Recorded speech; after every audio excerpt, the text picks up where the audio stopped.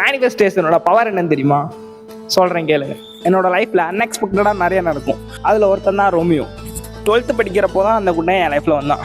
எனக்கு அந்த டைமில் அந்த மாதிரி ஒரு சைக்கிள் தேவையே கிடையாது. 1 வருஷம் யூஸ் பண்ணுறதுக்கு எதுக்கு உனக்கு இது அது இதுன்னு சொன்னாங்க. பட் வீட்டில் சண்டை போட்டு நான் அந்த சைக்கிளை வாங்கினேன். நம்ம ஏன் அப்படி பண்ணோம் அப்படின்னு கொஞ்சம் யோசிச்சு பார்த்தா தான் தெரியுது. சின்ன வயசில் அம்மா கோயிலுக்கு விட்டு போயிட்டு சாமி கும்பிடு, என்ன வேணுமோ வேண்டிக்கோ அப்படின்னு சொல்லுவாங்க.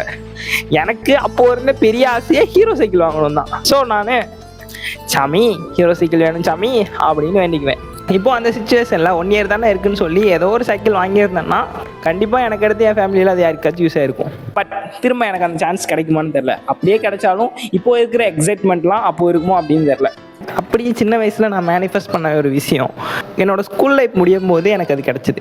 So the moral of stories, சும்மா விளையாட்டுக்கு நினச்ச ஒரு விஷயமே ஏதோ ஒரு மீடியம் மூலியமாக யூனிவர்ஸ்க்கு கேட்டு யூனிவர்ஸ் அதுக்கான சிச்சுவேஷனை கிரியேட் பண்ணி என்னோட விஷயம் நிறைவேற்றுறதுக்கு ஒரு சான்ஸ் கிரியேட் பண்ணி கொடுத்துச்சு அப்படின்னா இப்போ தான் நம்ம குட்டி பையன் இல்லைல்ல, வேறு மெச்சும் இல்லை, என்ன வேணும் வேணாம் அப்படின்னு நமக்கு தெரியும்ல. ஸோ இப்போ நான் என்னோடய ஃப்யூச்சர் வெர்ஷன் இப்படிலாம் இருக்குன்னு சொல்லி மேனிஃபெஸ்ட் பண்ண போகிறேன். கண்டிப்பாக யூனிவர்ஸ் அதுக்கான சான்ஸையும் எனக்கு கிரியேட் பண்ணி கொடுக்கும். அந்த சான்ஸையும் நான் மிஸ் பண்ண மாட்டேன். ஸோ நம்புங்க நண்பர்களே, நமக்கு ஒரு விஷயம் வேணும்னா இந்த யூனிவர்ஸே நமக்கு அது கிடைக்கிறதுக்காக போராடும். நம்ம கொஞ்சம் போராடுறதுல தப்பே இல்லை.